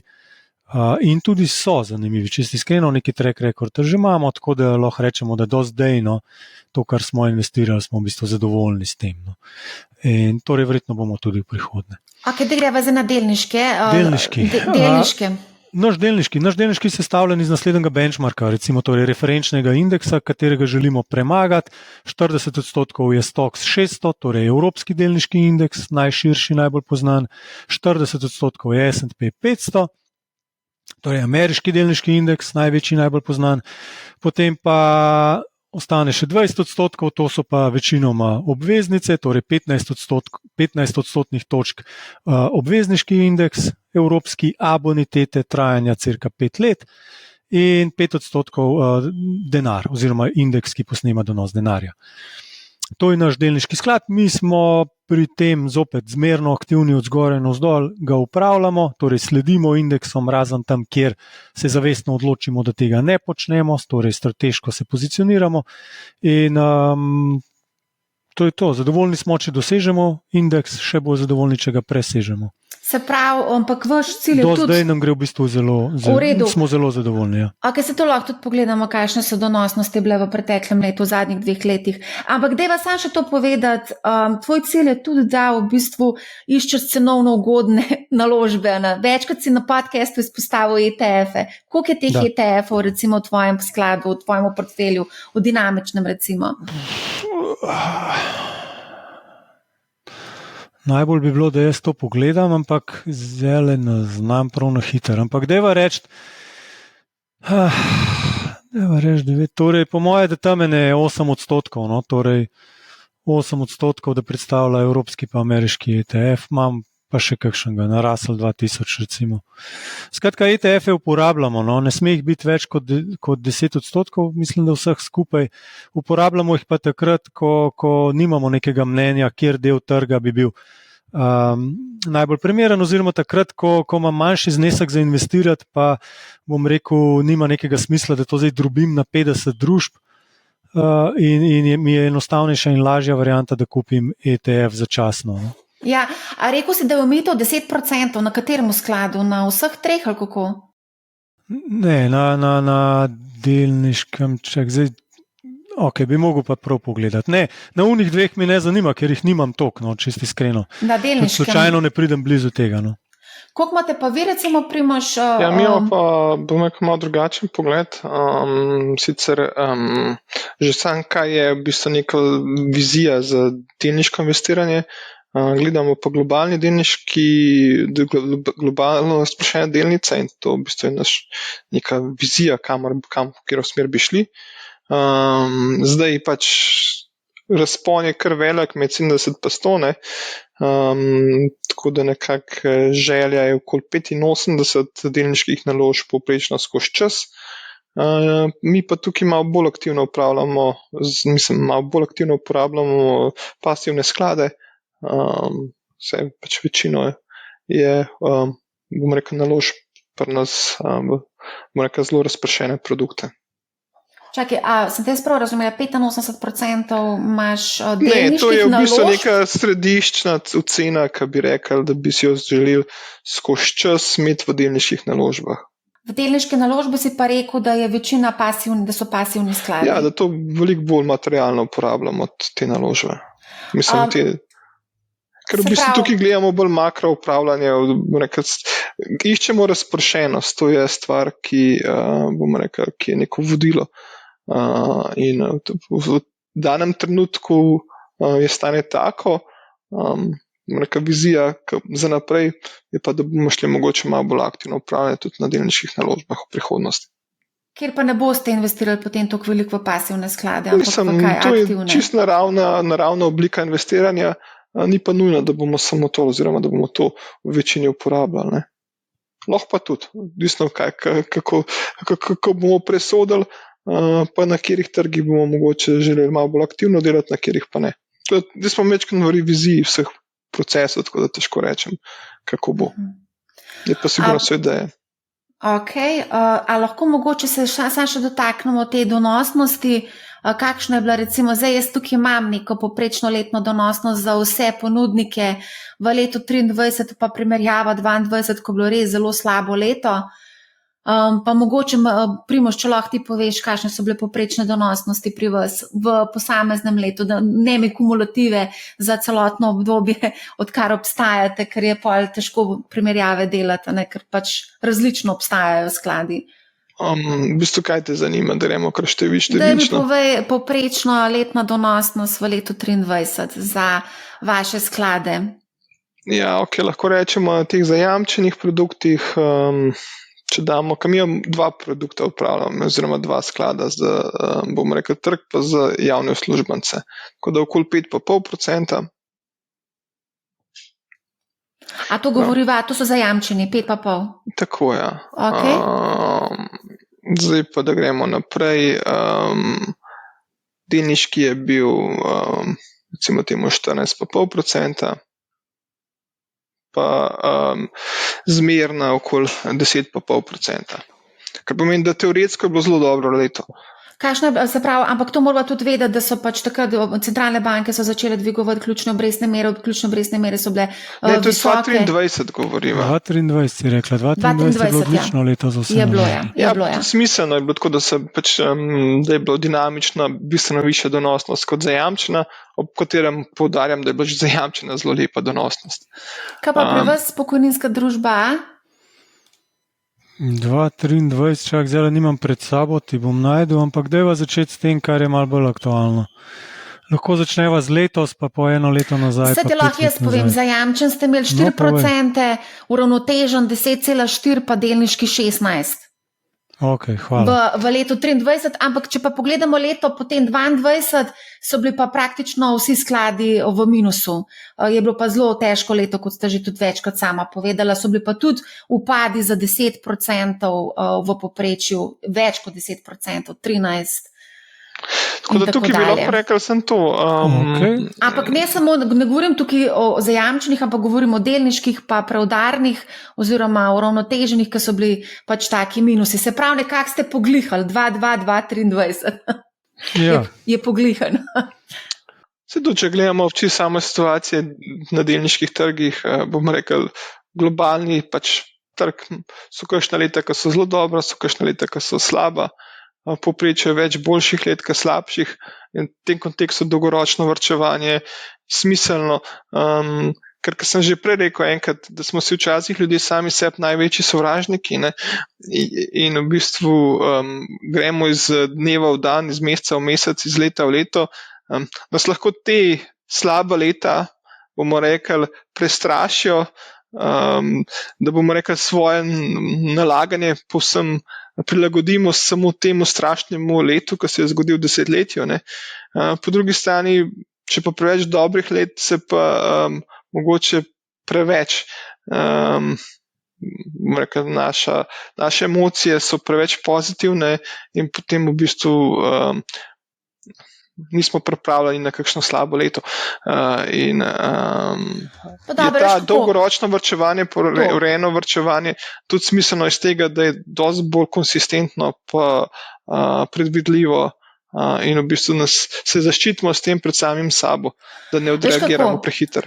Jaz se s tabo strinjam, ful je pomembna ta dolgoročnost, te umestni nihanja, pač to se na dolgi rok niti mogoče ne vidi, ne. Ampak vseeno, recimo, zdaj vsako leto pokojninske družbe pošljajo neki spisek svojim strankam, kjer pač vidijo, koliko je bilo plačanega in potem pač koliko denarja se obrača oziroma koliko denarja imajo, prihrankov imajo pri družbah. Veliko je kritik, no. Kako vidva gledata na te kritike, da so donosi preslabi, da ljudje niso zadovoljni, no, tudi na Redditu in na drugih kanalih zelo veliko pišejo o tem, da pač enostavno ni to. Kako vidva komentirata to? Jaz bi komentiral samo to, da si bi želel, da bi v drugem stebru več govorili, kar pomeni, da bi se prepoznavnost tega produkta povečala, pa da bi pač ljudje, ki bodo šli v tretje starostno obdobje, v manj aktivno življenjsko obdobje, prišli na konec tega svoje delovne aktivnosti, pri koncu svojega zaposlenega obdobja z bistveno večjo kepo, da bo ta vrzel bistveno manjša med zadnjo plačo pa prvo pokojnino. To bi si jaz želel, da bi bilo več komunikacije. Zdaj, res je, da zaznavamo taka in drugačna mnenja, da pač včasih se nalije čistega vina in da pač ima vsak pisec taka pa drugačno motivacijo. Zdaj, težko je primerjati produkt, ki je sam po svoji naravi zelo razpršen, investira globalno, z neko naložbo, ki je pač najboljša med najboljšimi, ne? In na podlagi tega trdi, da je upravljanje slabo. To je pač, bomo rekli, vsi bi radi imeli vedno zmagovalce, ampak načeloma se to ne konča dobro, oziroma se ne konča dobro, ker ti zmagovalci so samo v kratkem obdobju. Druga stvar, se mi zdi, Blaž, kar si zelo že izpostavil, je mi imamo skladen naložbenega cikla nekaj še desetletje. Ne? Tako da v bistvu obdobje je tako, kjer so se začeli kazati prave dobrobiti te zgodbe. Velikokrat se pa, bomo rekel, posplošuje in se primerja s časom prej, pa s časom zdaj, kot z istim obdobjem, da pač, da bi bilo to tako, no, in se v bistvu ne prikaže vseh dejstev. Tako da si želim več diskusije. Hvala, Marja, za organizacijo tega Morning Huba, ki imamo možnost vsaj malo o tem tudi povedati. Veš, koliko veliko vprašanj jaz dobivam na to temo, zaradi tega smo danes tukaj, pa nismo se, zdaj, to je samo uvod v debato, potem bomo imeli še kakšno epizodo o tem, definitivno. Jaz bi kle bi spet mogoče na to obrnil. Dokler smo imeli sam zajamčen sklad, seveda je bilo kritika, bom rekel, do neke mere upravičena za mlade, ki če so poznali kaj, bom rekel, finance pa osnovne nasvete, bi lahko več tvegali, bi imeli višji donos. Pripoznano pri zakonodajalcih in tako naprej. Preden sva midva sploh prišla v to industrijo, so spremenili zakon, od takrat naprej imamo življenjski cikel. In če zdaj pogledamo delniški sklad, konkretno jaz lahko za našega govorim, od 1.1.2016 naprej, če ste takrat 100 evrov vložili, imate danes 200 evrov pri nas naloženih. In jaz vem, ker benchmark je takrat bil 70% delnic, potem smo ga dvignili na 80%, vse skozi se primerjamo z benchmarkom, vemo, da smo premagali benchmark v določenih obdobjih, in to prednost nosimo in dajemo svojim varčevalcem in bom iskreno rekel, smo ponosni na kakšna je številka letna, približno 8,7%, tam nekje vmes je številka na leto od teh vseh letih. Tako da številka je primerljiva z benchmarkom oziroma celo rahlo nad. Torej, mi smo svoje delo dobro upravili. A je pred ali po stroških? Pred, upravljalec pač dela za stroške, torej stroške lahko ignoriramo, lahko primerjamo z ETF-om, lahko naredimo drugo analizo, samo potem spet ne boste imeli davčnih olajšav, ne boste mogli poklicati nas po telefonu, ne boste imeli Money Huba direktnih vprašanj z upravljalcem iz New Yorka, iz iSharesov in tako naprej. Skratka, en kup enih drugih dilem se vam bo odprl. Ja, lahko to sami vse oddelate, se ni problem, lahko tudi ploščice sami polagate ali pa si operirate kaj, če vas kaj hrbet boli, ampak vam svetujem, da to naredi za vas strokovnjak, no pa da se prepustite temu, kar je v svetu že uveljavljeno in je že pokazalo svoje rezultate. Sam še zaključek, bi pa vsem mogoče se dotaknili še pokojninsko reformo, ki se zdaj obeta. Sam da povem, kaj je povedal Igor Feketija, državni sekretar na ministrstvu, in sicer je povedal, da za Bloomberg Adrio donosi naših upravljalcev po mednarodnih študijah niti niso tako slabi, vendar jih predpisane konzervativne naložbe politike omejujejo, tako da tukaj lahko za vas priložnost, da kaj naredite. Hkrati pa je povedal, da bi po predlogu dopustili še 4. kategorijo tveganosti pokojninskih skladov, ki bi lahko bila nekoliko bolj tvegana in potencialno bolj donosna. Tako da neki očitno razmišljajo tudi o tem na ministrstvu. A vi da kaj veste o tem? Ja, pač prebrala sva. Mislim, jaz sem prebral, kar so napisali, to lahko komentiram. Več bo pa mogoče Feketija povedal tudi na konferenci, ki jo naša družba organizira, katere gostje, tako da se veselim tega, da kaj več pove. Drugač pa ključni predlogi tam, ki so napisani in se absolutno lahko podpišem tudi jaz pod njih, z veseljem jih podprem, je samodejna vključitev na prvem mestu, torej da se tisti, ki niso vključeni, avtomatsko vključijo in imajo možnost izstopa, če res tega ne želijo. V svetu se je to pokazalo za zelo učinkovito. Vsi vemo, da na starost bomo denar potrebovali za številne razloge, dajmo ne tukaj naštevati zakaj. In to se nekako vsi strinjamo. Ta prvi korak je pa izredno težek. Izredno težko se je pa reči, danes bom dal na stran, zato ker je toliko drugih kratkoročnih ciljev, ki nas mamijo in se nam zdijo bolj pomembni tisti trenutek. Ampak čas hitro teče in na koncu smo vsi, če imamo srečo, v pokoju in takrat nam bo to še kako prav prišlo. In to se nekako vsi strinjamo, težko je pa to narediti. In zato, če smo samodejno vključeni, je to nek tak korak, pomagamo tistim manj odločenim, da pridejo do te dodatne. A to samodejno vključitev v kolektivno ali v individualno, ali kaj? Ker avtomatsko ob zaposlitvi boš vključen v neko obliko zavarovanja, ali kako? Samodejna vključitev pomeni, da ko se zaposliš, avtomatsko en del bruto plače pač gre za dodatno pokojninsko varčevanje. Običajno, recimo tudi ta ideja je tukaj, da delodajalec torej duplira, torej če vplača zaposleni 20 evrov, tudi delodajalec da 20 evrov dodatno k temu. In če pa kdo ne želi, pa seveda lahko izstopi, lahko izpolni obrazec in potem pač teh 20 evrov ne nakazuje več. Ne rabiš pa izpolniti obrazec za avtomatsko vključitev, to pa tudi spet ni fair. Vključen si avtomatsko, izključen si opcijsko. To pa tudi mogoče ni najbolj pošteno do vseh novih zaposlenih, da nimajo možnost v bistvu takoj sploh reči, z tega nočem, ampak avtomatsko. Ne, imajo, lahko rečejo, da nočejo, ni problema. Se pravi, da potem kadrovniku rečeš, HR-u tam rečeš, jaz nočem biti avtomatsko vključen v pokojninski sklad. Zakaj pa bi to rekel? Ja, ne vem, zakaj pa avtomatsko te kar vključijo? To pa tudi mogoče. Kam pa te vključijo? 90% ljudi, ki jih tako vključijo, grejo skupaj z programom dodatnega pokojninskega varčevanja, 10% je pa takih, ki iz inata nič nočejo plačevati. Katera družba? V katero družbo? A so tudi določili, v katero družbo to avtomatsko vključijo? Ne, nismo še tam.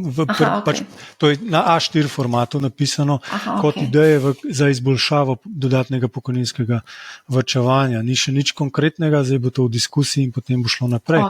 Ampak v svetu so to uveljavljeni koncepti, ki so se dokazali za zelo učinkovite pri vključevanju dodatnih ljudi v prostovoljno dodatno varčevanje. Če to lahko sam izvavim, zakaj pa recimo Govorimo o državah kot Amerika, Anglija, Irska, Poljska. Avtomatsko ljudi, ki so v napačnem skladu, recimo zdaj v zajamčenem, ki imajo ogromno ljudi tam denar, zakaj pa se njih avtomatsko ne predstavi v ustrezen sklad?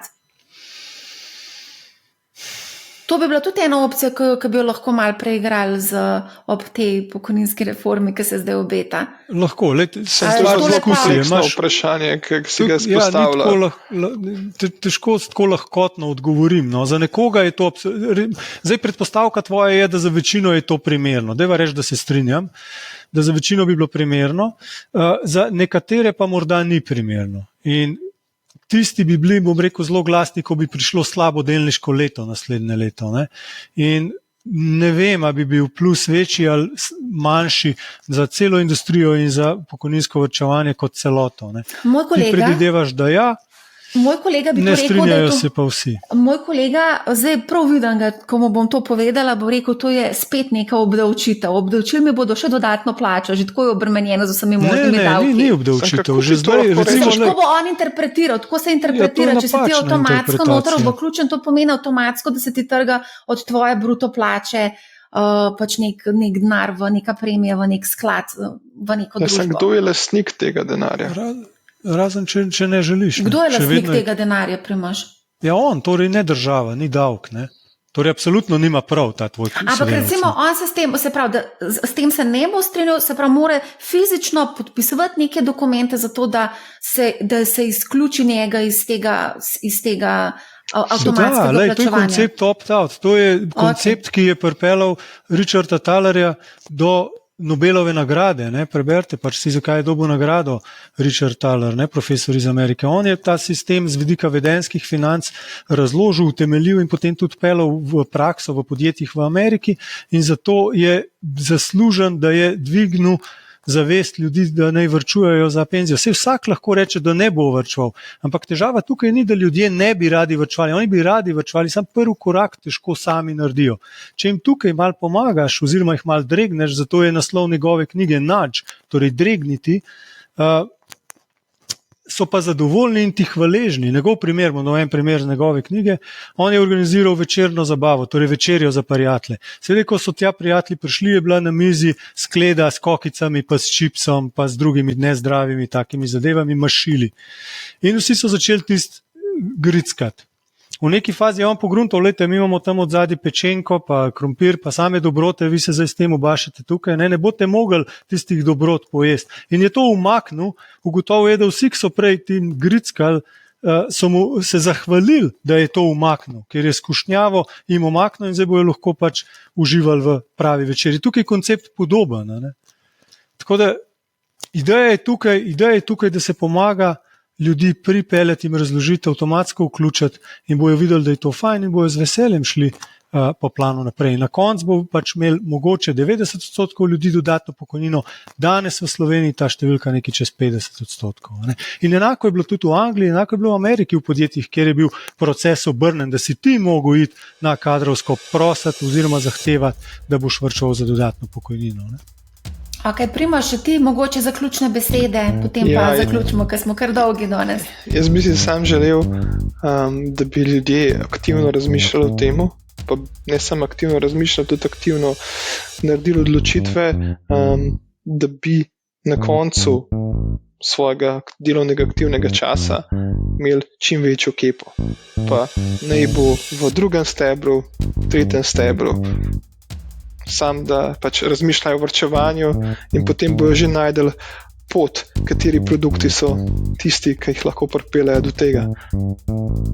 Tudi jaz želim našim poslušalcem in tudi drugim čim večjo kepo, zato da delamo ta projekt. Najlepša hvala za odlično debato. Jaz mislim, da bomo to še nadaljevali, no? Ker je pač zelo zanimiva tema, veliko ljudi se dotika, sploh če bo ta predlog recimo pokojninske reforme sprejet, je spet neki nov element oziroma nova tema, ki jo lahko načnemo in o kateri lahko debatiramo. Tako da najlepša hvala, da ste bila danes na MoneyHow podcastu. Hvala tebi. Hvala tudi vsem poslušalcem, da ste bili z nami. Če imate kakršnokoli vprašanje, pišite na marja@money-how.si. Sicer pa poslušajte MoneyHow, ne bom vam žal in lep pozdrav.